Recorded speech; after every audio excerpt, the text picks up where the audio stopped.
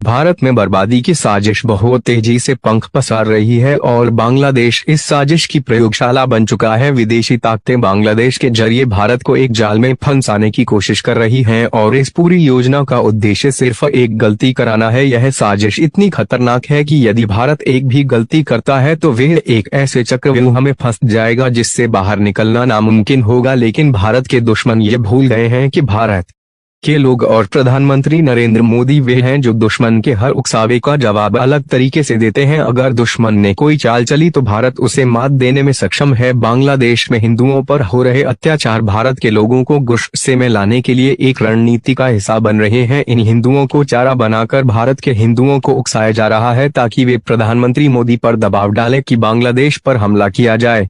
यह सारी योजना इतनी शातिराना है कि अगर भारत ने इस उकसावे का जवाब दिया तो यह आग पूरी भारत में फैल जाएगी और एक ऐसा चक्रव्यूह बनेगा जिससे निकलने की राह सिर्फ और सिर्फ युद्ध के कगार पर होगी। पूरी अपडेट क्या है जानेंगे इस वीडियो में। उससे पहले इस वीडियो को एक लाइक करके राइट टॉक के लिए कमेंट में जय हिंद वंदे मातरम अवश्य लिख दीजिए। दोस्तों, कुछ साल पहले रूस ने इसी तरह के एक जाल में फंसकर पूरी दुनिया में अपनी स्थिति कमजोर कर ली है। आज रूस की आंतरिक स्थिति को देखते हुए यह कहना गलत नहीं होगा कि वही चाल अब भारत के खिलाफ चली जा रही है। 2 साल पहले रूस के राष्ट्रपति व्लादिमीर पुतिन अपने ही देश में एक खतरनाक रणनीति का शिकार हो गए थे। अमेरिका और यूरोपीय देशों ने उन्हें बुरी तरह घेर लिया और अंततः रूस एक युद्ध में फंसा हुआ है जिससे निकल पाना अब रूस के लिए नामुमकिन सा हो गया है। अब वही चाल भारत के खिलाफ तैयार की जा रही है। बांग्लादेश को एक ऐसे प्रयोगशाला के रूप में बदल दिया गया है जहां भारत के खिलाफ चुपके एक युद्ध को हवा दी जा रही है। अभी तक भारत ने संयम बरता है, लेकिन यह संयम भारतीय प्रधानमंत्री नरेंद्र मोदी की दूरदृष्टि और राजनीतिक समझ का परिणाम है। पीएम मोदी जानते हैं कि यह एक चाल है और इसके जाल में फंसने की बजाय उन्हें अपने कदम बहुत सोच समझ कर बढ़ाने होंगे। दरअसल यह योजना सिर्फ भारत को उकसाने की नहीं है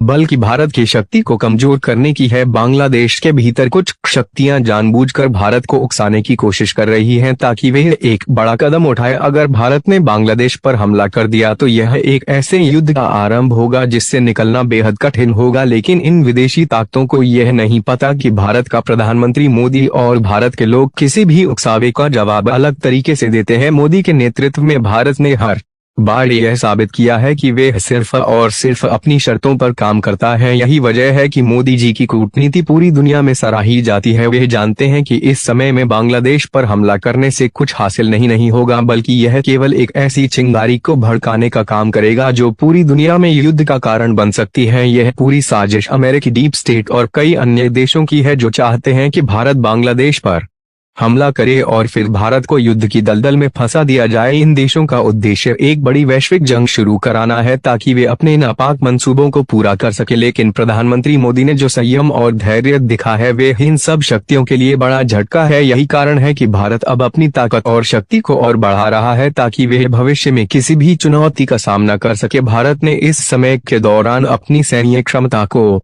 बढ़ाने में कोई कसर नहीं छोड़ी है। भारत के रक्षा क्षेत्र में एक नई क्रांति आई है और इसका सबसे बड़ा उदाहरण है Pinaka multi barrel rocket launcher system. यह रॉकेट लॉन्चर न केवल भारत की सैन्य ताकत को बढ़ा रहा है बल्कि पूरी दुनिया में एक नई ताकत के रूप में उभर रहा है। भारत ने हाल ही में इस सिस्टम को आर्मेनिया को बेचा और अब अन्य देशों ने इसे खरीदने के लिए संपर्क किया है। अमेरिका के GMLRS की तुलना में पिनाका की कीमत बहुत कम है, जिससे यह कई देशों के लिए एक किफायती और मजबूत विकल्प बन चुका है। अमेरिका की बड़ी हथियार निर्माता कंपनियों को यह समझ में नहीं आ रहा कि कैसे भारत ने अपनी सैन्य ताकत को इतनी तेजी से बढ़ा लिया है। Pinaka multi barrel rocket launcher का मुकाबला अमेरिका के GMLRS से हो रहा है और यह देखने वाली बात है कि कैसे भारत का पिनाका अब अमेरिका के हथियारों को टक्कर दे रहा है। इसके अलावा भारत का रक्षा क्षेत्र तेजी से आत्मनिर्भर हो रहा है। भारत अब दुनिया से हथियार खरीदने की बजाय खुद हथियार बना रहा है और दूसरे देशों को बेच रहा है। भारत का लक्ष्य अब दुनिया में सबसे मजबूत रक्षा ताकत बनने का है और यह लक्ष्य भारत की सैन्य रणनीतियों में स्पष्ट रूप से देखा जा सकता है। भारत के पिनाका रॉकेट लॉन्चर के बाद एक और शक्ति भारत ने विकसित की है, वे है दृष्टि द स्टार लाइनर, जो एक मानव रहित हवाई वाहन है। यह ड्रोन